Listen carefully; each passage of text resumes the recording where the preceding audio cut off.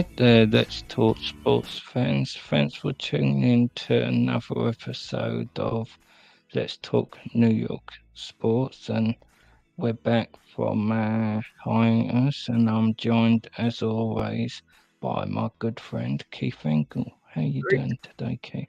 great to be here with you, Dan. As always, trying to get used to our new studio here that with all these giant logos of different colors. It's really nice. So, but doing well here. Trying to. We might have some. I hope we don't have a interruption with a thunderstorm. I have a generator, but if the cable goes out, it won't help us or the internet. But hopefully that'll wait a little bit. It's been very stormy here the last couple days. There's a couple people on the network based in New York. I know about lunchtime, one had his power go out, and he texted me in a panic. And by the time I got the message, it said, "Unstrap, it's back." So, Well, if something happens, stay in here, and I'll try to get out on my phone if something were to happen. But we've done that before too. yeah, definitely. It is good to be back. It's been a while, and always good talking sports with you, Keith. Same here, Dan. I've missed our time together here. The last, I guess, it's been, I don't know how long it's been. A month again, maybe. I don't know, but maybe a little longer. I can't. I lose track of time. You get as old as me, man. Time is. I'm doing battle with time all the time. I can't. I don't. Things that seem like they were 7 years ago or like 7 weeks ago, and vice versa. So, but it's been a while, and it's good to be back with you. Yeah, it is, and before we jump right in, Are You Serious go this morning? I caught some of it, and I know you had a packed show, as you and Carlos were saying. Best time of year for Sports Rise, a full calendar, optimism as well, whether it's college or NFL. How did the show go, and who won? Well, I always win. He thinks he wins sometimes, but he never wins. Because the problem is when he's wrong, he never remembers he's wrong. He always thinks he's right. I admit I'm wrong, so that still makes me the winner in my mind. But we had a good show today. We weren't really at each other's throats too much, a couple times here and there, but we were just talking about overreactions, and we'll have them in the NFL this weekend. Overreactions from the first college football week, first full week of college football, and some topics in the NFL. Who might be the comeback player of the year? And we talked a little quickly only about the Yankees, which I'm sure we'll get into today. No optimism in baseball left for us Yankee fans, obviously, or Met fans, but in football and college and pros, yes, everybody's in play right now, so everybody's still excited. Some Yeah. over excited. I always say whether you're going to win it or not, every team should be able to dream of at least making the playoffs. Being a Jets fan, I know what it's like not to dream, but the beauty of the season is if you're even just averagely one, you should be able to dream of being in the mix come November, December, and that's the beauty of the season. It allows us fans to dream what might be, even if we're too optimistic. So I Yeah. love this time of the season. Yeah, look at that's what's good about sports, right? Everybody starts 0-0. Everybody's got the chance, at least at that point. And this year, you should dream, unless as you found out the other night, and I'm sure we'll get into today. I crush your dreams by jinxing your team. So again, we've got a lot to talk about. And this isn't strictly speaking New York sports, but it relates. We had the first game of the season last night, first Thursday night football. What was your thoughts? Because it kind of has an impact on some of the teams.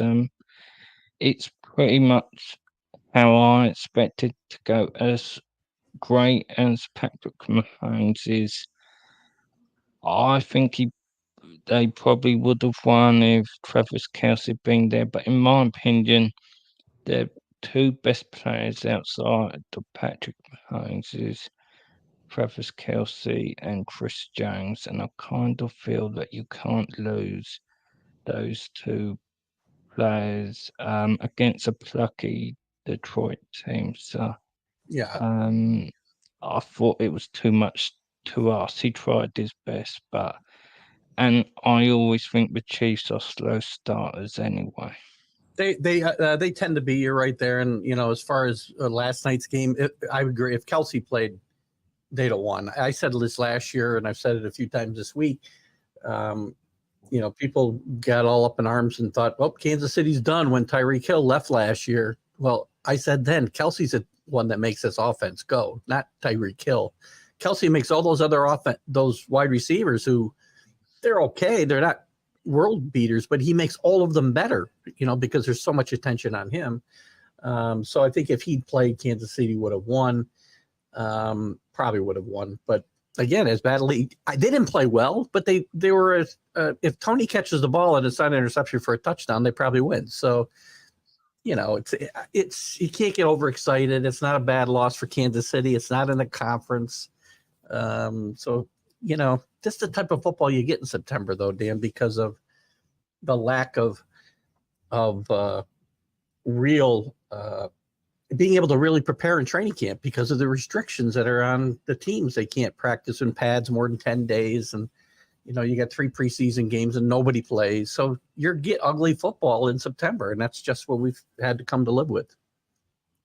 Well, and I said to Tanner last night in the pre-game, this whole offense where they don't really have a number one, it works because you have Kelsey being the number one. I think we can all agree most of those receivers are just guys. So to have East would de facto number one, to have him gone, it really shines a light on those role players, what they can and can't do. And for all the fans out there, what was so hot on Kadarius Toney at the end of the season, he looked not Oh, great. To be honest with you, that was his chance to maybe shine a light on what he can do. I know a lot of Giants fans on my feed was a little victorious over that performance. I do think he'll still be a key member of that team. I Yeah, think he'll come back. He was a look at you said it yourself. He did contribute down the stretch and help them win a Super Bowl last year. He was very productive, I thought, on special teams and on the offense in certain situations. He just needs to focus. It's a lack of concentration. That play right there is an easy catch, and he's looking to run with it before he's got it, and it turns into a disaster. And it goes on Mahomes' record as an interception, but that's on the wide receiver, obviously not Patrick Mahomes. They'll be fine. There's nothing to worry about. Everybody always panics, right? Because you're right. The Chiefs do start slow, and the end of September we'll be going, what's wrong with the Chiefs? And then they'll be in the Super Bowl. So yeah, I agree. I mean, how I feel about Davis Tony is that you can't doubt his talent, but it didn't work in New York because in Kansas, he doesn't need to be the guy. He doesn't need to be a high cat guy. He's just another piece of the offense. But that offense was so devoid of playmakers and even just solid veterans that I kind of feel he's never going to be that high character guy. So I think it was the ideal fit. A team was already a winning team. He kind of slotted in very well. He wasn't going to be moaning all the time because honestly, there's nothing to moan about. So I think it was the ideal situation for him and for the Chiefs, who needed a bit more power on the wide receiving core. So I think the fit is everything in NFL for that for the guys what have talent but maybe haven't shown it in one spot. It's all about the fit from my point of view.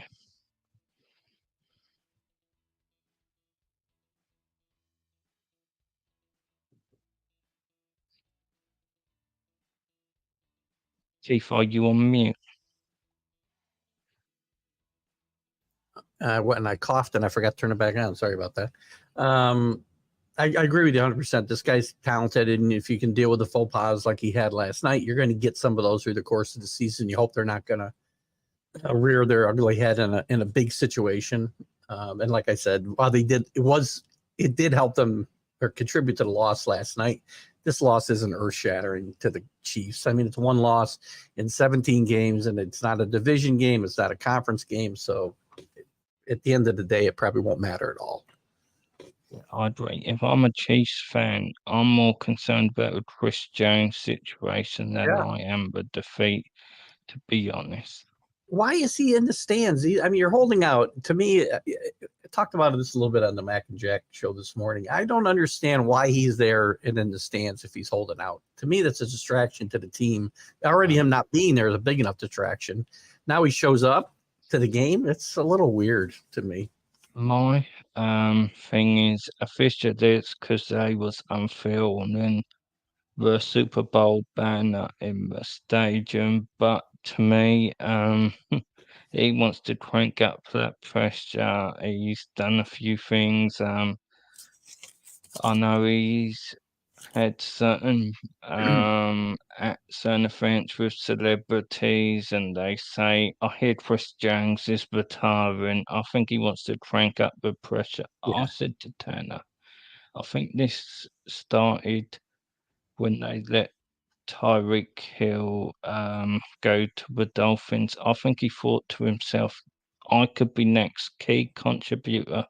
They let him walk and he was on offense. I think he decided then I'm going to have to play hardball in this next negotiation because they're not going to be loyal to me. So now's the time, and I think he's been stewing on it for Yeah. years, and he's determined to get that deal. To be honest with you, which personally I think there's wrongs on both sides. Do I think he should play? Yes, but on the other hand, what more does he have to do to get paid key contributor for them? I don't think there's a time clock on his production. And if they paid him at the end of the season, they probably would have saved themselves maybe even as much as 5 million because that D line market has increased dramatically. It has. You're absolutely right. And, but I'm never a big fan. The guy needs to show up. He needs to play. He's got a contract. Show up and play and work. Let the other stuff will work out. I'm never I'm never a big fan of guys who are under contract not showing up to play. I mean, it's just you signed a contract. You should not have. If you didn't think that'd be fair market value at the end of it, then you shouldn't have signed it for such long term. That's all. Whatever. Yeah, I agree. It's interesting. I've always been a big component that even if it brings the contract down, all contracts should be guaranteed like the NBA, because then there'd be no holdouts. You get what you get. So Mm-hmm. I think it would get rid of a lot of the drama in the off season, much like this. We've seen more and more guaranteed money in the NFL than we ever saw before, I think, outside of quarterbacks, right? And if they don't guarantee them money, then they get a big signing bonus to make up for it, or partially make up for it anyway. But you're seeing used to be nobody but quarterbacks got guaranteed contracts, and even sometimes they didn't. But you're seeing more and more of it today. And I don't blame the players. Their careers are short for the most part, right? So I'm all for everybody getting as much as they can. It's capitalism at its best. But when you've already got a contract, you need to come to work and honor it. Yeah, I agree. So moving on, we may as well start with your team, the Patriots. So, um, tough test, but on the other hand, is it the ideal time to face the Eagles? Are they sleeping? I don't know the emotion of what's happening this weekend for the Patriots. I think it might be their best chance of sneaking a win. I know Stevenson is banged up. I believe he's gone to his status is doubtful, I believe, but I think he's probably banged up and he'll play. Just the nature of this time of the year. How you feeling about the game? Just a couple of days away. I do still have Ramondre questionable where I'm seeing. Yeah. There could be maybe that's changed officially. This is the Patriots site. Still has questionable. As far as a game, I think you're right. I think if they're gonna if the Patriots are gonna beat the Eagles, week one is the best time to do it for a couple of factors. There's still a rust factor as I talked about. We saw it last night with both these teams, I think, and I think you'll see it again for the lot in most of the games this week because of, as I said, the lack of training and training camps today. So this is their best chance. Plus the excitement that'll be going on. No, I think the electricity in this building will pump this team up at least to start the game. With the Tom Brady celebration going on, and I wouldn't doubt that one of the surprises we'll see will be number 12 being retired or going into the Ring of Honor, whatever you want to call it. So listen, do I think they're going to win? My guess is, and I think I said it on your show the other night, I see them losing, but losing close, 35-31. They got a chance to win this game, I think, maybe if they stay close because, again, of the factors I just talked about. Week one is, it's a toss-up. That's when you're going to lose. Good teams can lose because they're just not yet prepared. Totally. You never know what you're going get week one if a team takes a leap or so, or not. This time last year, we had so many question marks about the Eagles. Did they have their quarterback and Jalen Hurts? Week one, they come out and absolutely come out the gates very fast and never really looked back. So you never know what a team is until you get into the season. So we will see. Agreed. Again, it'll be a lot of fun now to see, and got to keep Mac Jones healthy in this game. That's my big worry. The offensive line, again, is my biggest worry on the team. If this offensive line stays healthy, the starting five is not awful. It's not great. It may not even be very good, but it's good. The problem is they got to be healthy. Strange and Onweno are questionable, but I think they're going to play. And if they can keep Mac Jones and give Mac Jones time to throw the football, and this is a very good defense, obviously, and a great pass rushing defense, I think the Patriots have a fighting chance. Look for a lot of those old school, the old school Patriots anyway, bubble screens and things that get the ball out quickly, maybe to slow down that pass rush a little bit. Yeah, I agree. One thing what I can think of is there's been one big change in the D line. Hargraves left for the 49ers, so whereas Davis was a rookie last year and had limited looks, he will step up. Is he fully ready to step up? The Patriots need to take advantage if there is any indecision. I don't think there will be, but you just never know. So that might be an interesting battle on game day. Yeah, that and listen, the Patriots always struggle against quarterbacks that are mobile, like Jalen Hurts, and this is one of the reasons that they really wanted to. After they cut him, they really wanted to be able to sign Malik Cunningham back to the practice squad so that they could use him on the scout team when they're playing guys like Jalen Hurts. We'll see whether that has had an effect and they can be a little more effective on defense. It's a good defense, but they always seem to struggle with this type of quarterback, always. Even when they were really good. Yeah, I agree. Yeah, we will see. Before we move on, I know we talked about it a little bit. Riley Reef was a pickup what I liked for the Patriots, and I'm not going to say he's a Pro Bowl talent or anything like that, but he's a solid guy as being on good teams. Couple of years with the Bengals, couple of years ago. I like the pickup by the Patriots because they normally do a good job at picking up solid pros and elevate them maybe just 10%, but I thought he was going to be a great addition by them.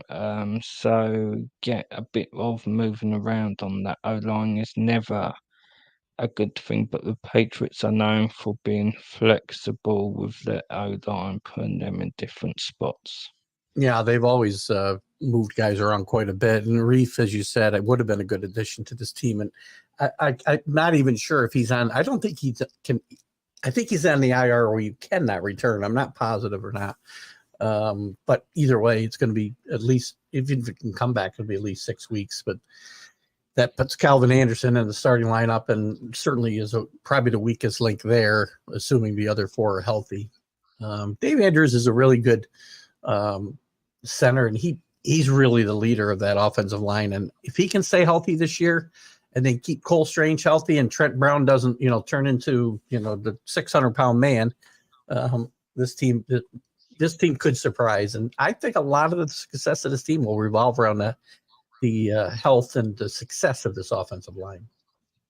Yeah, I'd agree that not you're never gonna have all five guys as the top talents, but if they can keep those three healthy in Brown, Strange, and Andrews, Mm. that would be enough with the other guys mixed in. So we shall see. Yeah, don't forget their struggles too on the offensive line last year were also partly in due to the fact that the guy we had putting the offense together. One of them was a defensive coach, the other was a special teams coach, and that wasn't the best situation. Bill O'Brien being here and Adrian Clem coming in to coach this offensive line is going to make a huge difference all the way across the board, including that offensive line. I'm confident they will get it together here. Even it maybe not early here in the season, but at some point they'll put it together good enough. I agree. Because even if there's growing pains, what they get out of the offense will be better than the situation what they had last year. It was essentially the NFL version of Ted Lasso right there. That's a good. So, That's an um, awesome yeah, comparison there. I like that. I might steal that. um, so moving on to the Giants. So in my notes was key addition, adding Darren Waller, tight end from the Raiders, game-changing addition. So half an hour before we go live, I look at my phone and Connor Hughes um, shares that Wara left training today and wasn't injured at the beginning of the day. That is not good. From what he reports, it's a hamstring injury, which is never a good thing to pick up this time of year. And this is, as one Giants reporter said, this is why they picked him up so um, cheap, if you will, because there's probably not a player that's more injury prone. When healthy, I think there's an argument he's admittedly there's a fair distance, but the next best tight end after Kelsey. Obviously, it's pick your fancy. Andrews and Hawkinson is in the mix, but I thought I it's going to be a key addition. They don't have a number one receiver per se, but I thought he was going to be someone of the level to Saquon to add to that offense. So hopefully for Giants fans, that even if he's on a snap count, that he can play a part because he is going to be incredibly important to their season. He is that position is important, I think, to a quarterback like Daniel Jones, especially somebody who doesn't have an elite wide receiver core. And by the way, I would agree with you. I mean, Walker circa 2019, 2020 was at least at least not quite as good as Kelsey, but he was Kelsey-esque, especially in 2020. I mean, he had a great season. He had over 100 catches and 9 touchdowns, I think. And he's been injured since. And the Giants knew what they were getting, and as you said, that's why they got him so cheap. So you take a flyer with a high upside. You've also got to, worry about this happening. So Yeah, I hopefully agree. he contributes. It's going to be very important that they listen to their medical staff. He's not a guy what if he's too banged up that you can play, because if you do that, he could miss half the season. He has not had after that season where he got crazy numbers. He's had 2 seasons where it hasn't been good for having him on the field. So, as much as they want him to play week one, I think they're going to have to be very careful how they manage this. It isn't a decision the coaching staff can make. They've got to listen to the medical staff because that's what they're paid to do. So it's going to be interesting what they do here, because I think he'll tell you how serious the injury is if he plays or not. Yeah, and then again, I think whether they push him or not, unlike the Kansas City game last night, this is an important game for the Giants. It is only week one, but it's a division game against one of the favorites in the division. So you can't afford division losses. This loss would be not good way to start the season for either one of these teams, the Cowboys or the It, Giants. So it does carry a little bit more importance than last night's game did. I agree. And I kind of have the Eagles winning this division, but I'm not sure who I've second, because whereas I think it'll be the Cowboys, I can't say they're 100%. I liked what we saw from the Giants. I think they've got better second year under this coaching staff as well. And probably more importantly, McCarthy's calling plays in Dallas. So if it's rough, could they have an opportunity to unseat them in that second place? I think there could be a chance. I'm going to pick Dallas more than the Giants, but I think it's close. So they've really got to win this game if they have ideas of competing with them. I think it would set the tone for them and maybe get in the Cowboys' heads a little bit as well. I did pick the Giants to finish second in this division myself, but the margin for error for the Giants Yeah. is much smaller than I think the rest of these teams that we're talking about. Much smaller than the Eagles, obviously, smaller than the Cowboys. They do have an advantage. I think both of them have an advantage with McCarthy calling plays, of course, as you said. But I do think the Giants are good enough to possibly surprise the Eagles. But again, that margin for error for this team is difficult, and this is you got to win your division game. So this is a big start for I think for the Giants. Momentum is going to be important here for them. It is.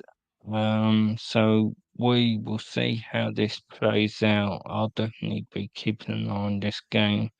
Our good friend Alan is a very big Cowboys fan, so I'll be keeping an eye out for this game. Big game for Daniel Jones too, and I think it's important that Brian Dable and this offense, they I don't want to say keep it simple, right? But he cannot go out here and be bad Sunday night. Coming off the new contract, if he has a bad game and they lose this game badly, whether Waller's in there or whatever, it's going to set a leave a bad taste in people's mouth. I think the Giants, win or lose this game, they need to get Daniel Jones in a good place to have a good game, and not put him in a bad position to do poorly. Sorry, I was having trouble getting my words out there for a second.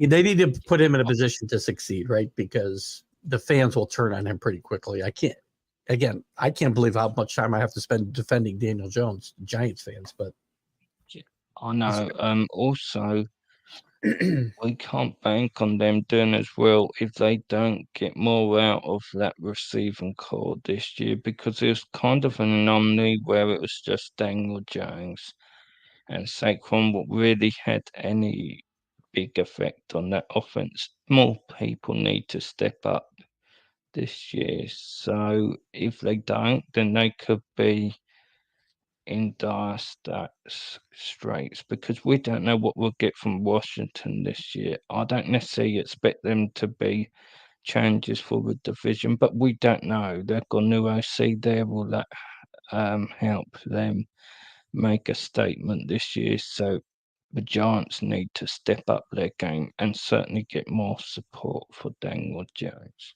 agreed. Agreed. It's going to be an interesting division for sure. Yeah, it definitely is. Talking of interesting divisions, going back to AFC East, the Jets faced the Bills on Monday night.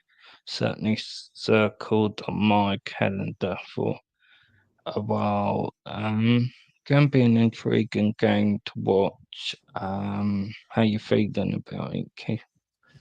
I think it's going to be a very good game. I do think the Jets get off to a good start here. I have picked them to win the division and be the AFC representative in the Super Bowl. They'll lose, but I do think they will get there.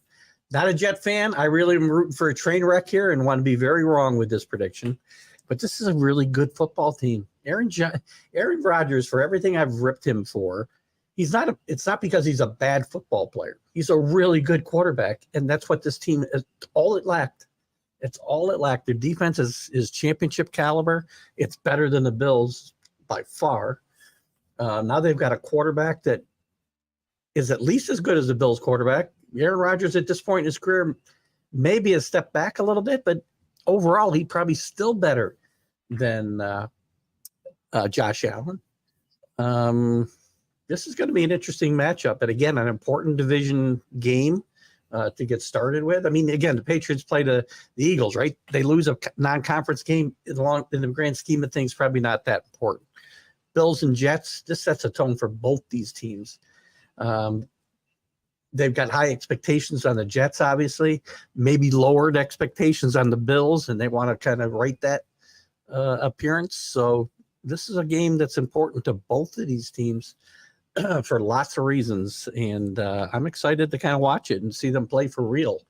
I mean, I watched the Jets on Hard Knocks. I don't know if you watched any of the Hard Knocks, but it was very interesting to see behind the. I understand, right? A lot of stuff is edited for entertainment value, but Aaron Rodgers seems to be enjoying his time so far with the Jets. And if he's the leader that they need, then the Jets will do very well. If he turns into the selfish Aaron Rodgers that we've known from the past few years in Green Bay, then it could be the train wreck. So it's going to be fun to watch, though. Um, I personally, I've been Wood's biggest fan in the last few years, but it's going well at the moment. I think he feels respected by the Jets and in Green Bay. I think through the lack of help, he felt disrespected. It almost seemed like what he asked for, they'll do the opposite just to spite him at times. So I think it's just it's not about giving him control because if you notice that list, what he gave them, they barely signed any of the players. I think it's about how they approach him, whereas Green Bay, I think, made it in on no certain terms. They don't care what he thinks, they'll do what they want. And if he tells them what they want, they'll do the opposite. So Mm. I think he feels respected in New York. That's my take from it, at least, anyway. Yeah, I think you're probably right. I mean, he even restructured his contract where he never did that in Green Bay, in which I always got all over him for. He wanted, more toys, but he was never willing to give up the money to help them acquire them. But he's done all that. He's been the perfect person so far. If it's an act that a lot of my followers seem to think is, most of them are Aaron Rodgers haters, as was I. But you can't fault the way he plays on the football field, except for here, look at me. They should have beat the Buccaneers in that championship game. He could have walked into the end zone. We can revisit all that, but I'm not getting into his face. I've had some of my followers send me the video of him yelling, and I saw it on Hard Knocks. He got all over the offense when they were bad on a practice and screaming. And that's what quarterbacks do, though. That's how they lead. Right? You get in guys' faces and you challenge them to be better. Tom Brady did it for Um, 5 years. I mean, and Aaron Rodgers has the right as the quarterback of the team to get in the offensive line's face, to get in wide receivers' face, and make them want, plead with them to play better, to play to their capabilities. I didn't see anything in that was, Aaron Rodgers being the old jerk Aaron Rodgers. That's what every quarterback should be doing. That's leading your team. That's not anything else. Now, if it becomes something more and those players are thin skinned and can't take that, then again, now the train wreck comes into play. I agree. I mean, I know it caught a lot of attention because a few weeks before he said there'll be no more shouting at O-line or receivers if they muck up. He He really wasn't has that got pathetic. older. I mean, whoever believed that, what are you smoking? You're on better psychedelics than Aaron Rodgers, apparently, because I read that and sort of laughed to myself. Yeah, you wait until they don't block a pass rush or something. Anyone that believed it, then I don't know how I can help you because I think Listen, we all know what happens, and even the most chilled quarterback will do that. If you show me a guy what doesn't get upset by being sacked or a drop, then I'll show you a loser, to be honest with you. So I've no problem with that at I'd all. rather To be have that. honest, I'd be more concerned if he doesn't. Yeah, think about guys like Jay Cutler who got all the talent in the world, but they don't care. They don't get in anybody's face. They don't yell at anybody. They just kind of walk off the field after they punt again, and they don't get riled up. I'm not getting on Aaron Rodgers for getting on his offense to stop Yeah, making mistakes. By the way, yeah, he also included himself in how badly they played on that drive. It wasn't just, yeah. I mean, wasn't everybody else. He didn't do well either, but you didn't see that part because the clip you find on Facebook or wherever you find it is designed to make him look bad, right? So, Now, what I will concede to your fathers and everyone else is he doing a performance of sorts? Yes, he knows. He's a very bright man. He knows oh yeah, that what the New York media can be, so he knows maybe sugar it a little bit, get their meeting out of his hands, and then if there's a loss, they won't come after him. But I've no problem with that. Optics is everything, so I don't really have a problem with if he's doing what he needs to do. He can put on whatever performance he wants. To be honest with you, well, reality. We all know reality TV ceases being reality as soon as the camera comes on, right? So, it is what it is. And I hate that I find myself having to defend a guy. I mean, I've ripped him for a lot of things, but he's the best chance the Jets have to win a Super Bowl in the short term. yeah, So embrace it.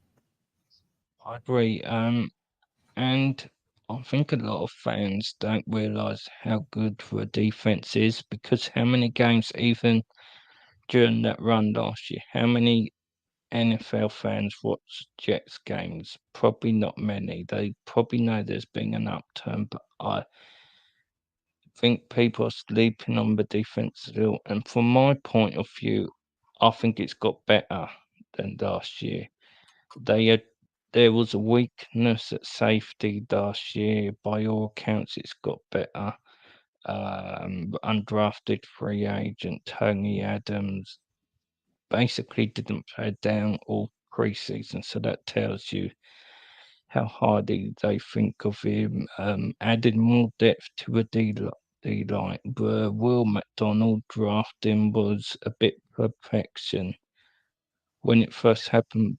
The more I see of this young man, I absolutely love what he brings to the table. Adds something we didn't have, and I don't think he'll play a high percentage of the snaps, but that could work for them playing third down, pass rushing opportunities. I think he's a star in making, and Jermaine Johnson looks a different player. I thought he had a solid rookie season. He's absolutely bulked up, and the Mhm. key to him is he can set the edge, stop the run as well as pass rush. So I'm expecting a very good season from him. I'm probably the most excited to see him because I think he's going to be phenomenal. We talked even late last season and certainly in the offseason about this defense, and it was I felt it's championship caliber last year, he said, and it's definitely better this year. You got Sauce Gardner, as good as he is, it's the second year. He's gonna be better than he was last year. You got the things all the guys you talked about. You got Carl Lawson a year removed from his injury, which I think he'll be better this year than he was last year. Quinnen Williams is just he's a leader on that defense, and he's a really, really good football player too. I don't see a weakness on this defense. I really don't. Yeah. And everyone pinpoints Sheldon Rankins left at D tackle. Now to highlight that loss, they moved Michael Clements inside, got him to bulk up, and added from Seattle Woods and Jefferson. So even that, for the same money, they've added three guys. What I think just one of them is equal to Rankins. So there's so much uh, depth here. They like their rotation system, and the eighth guy in that room is Bryce Huff, and he has been getting rave reviews for his third down rushing. So it's unbelievable how deep this D line is, considering that 3 years ago they didn't have one guy what could give you a nosebleed, to be honest with you, but they've got 7 or 8 guys. What it's really a top job now. I wish they could have done the same thing with the O-line. There's some concerns there. I think when everyone's healthy, I'm fairly confident, but can you be confident in a 38-year-old at left tackle and Mackay Becton at right, who spent the last 2 years on IR? Mackay is a bit of a doubtful weekend. He's missed practice with illness today. Now I expect him to play because if it's just illness and he misses the game, that's a bit of a concern. So I see him playing, but I know Jets fans are in a bit of a panic about that. But I think he'll play. The interesting thing is we can talk about the offensive lines. I think we mentioned this the other night too, that every team in this division seems to have big questions on their offensive line. So it could be of all the talent in this division, the offensive line that plays the best and stays the healthiest will be the one that comes out at the end, the victory with the victories. And we got a comment from Ed in Columbus, who certainly was part of my college show a couple of weeks ago, talking about the Jets, reminding him of the Browns. Experts have mixed opinions, but Watson and Rodgers ball out. I'm not a big Watson fan, but I would certainly take Aaron Rodgers over Mr. Watson all day long. Not the this year Browns, Ed, but just saying. Yeah, Ed, thanks for your comments. Ed's a contributor here at LTS. I'm good. Does great work on Monday nights with his crew. I didn't know that. And All right, check him out. he's always one for an interesting comment. He For stayed very sending heavily in college stitches. football. Sorry, I didn't mean to step on you there. Yeah, no. I was just saying he contributed a couple of weeks ago very heavily to the college football huddle, which was greatly appreciated. I bet he did. I'll leave it that. But thanks, Ed, for your support. Now, Keith, lastly, we've got to talk a little bit of baseball before we wrap things up. He's So, not perfect. Good being friend. great for the Yankees, but youth movement.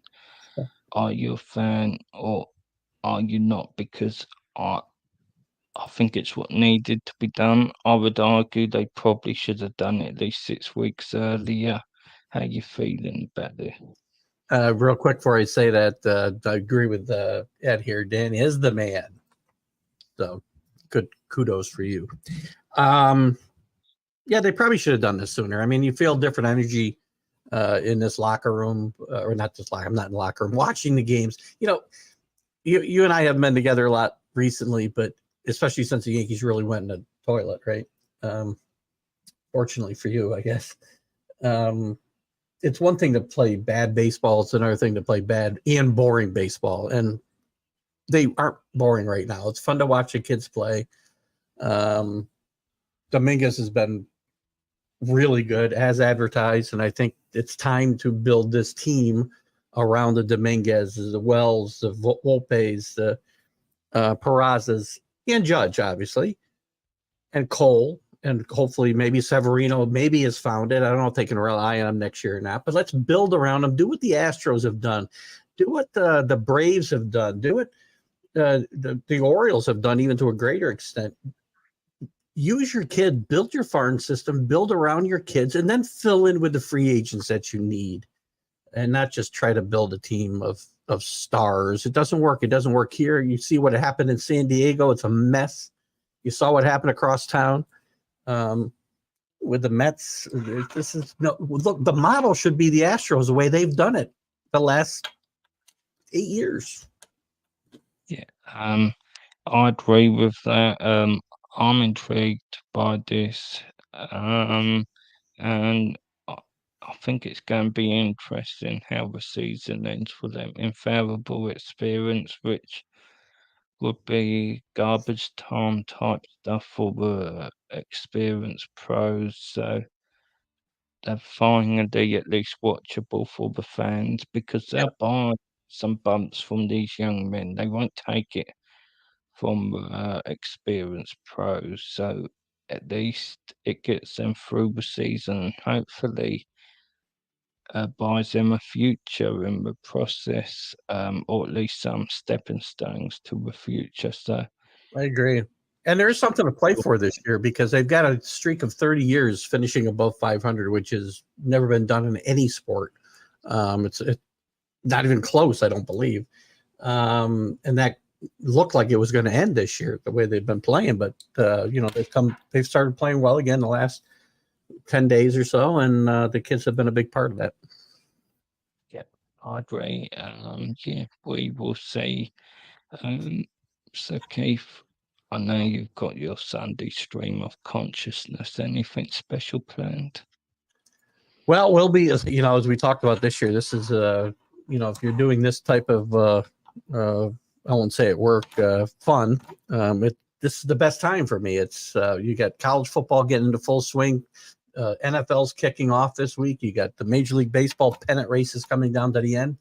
And 2 hours on a Sunday morning doesn't even give me time to talk about everything. And the best part about the Sunday stream of consciousness, hope you pop in sometime, Ed. I'll get myself ready as you do, Dan, for a show, and I barely even get into the stuff I want to get into because my viewers drive the show with their comments, and some of them are off the wall, which send me off the wall. But we have a lot of fun, and I appreciate them being part of the show. They're my co-hosts, and I have a lot of fun doing it. So we'll get into more of it this week. I'm sure the NFL will be a big topic of conversation this Sunday, as well as the Saturday slate of football. If we can watch any of it, I mean, if Disney and Spectrum don't get other people involved and we can watch some football games. Don't get me going Yeah, on this, Dan. everyone be sure to check out Keith on Sunday, and just want to promote two things. So I've got a new show starting Sunday at noon Eastern time. I'm doing NFL Countdown show with Alec, of course, big commenter of both of our stuff, and Matty are both fellow UK fans.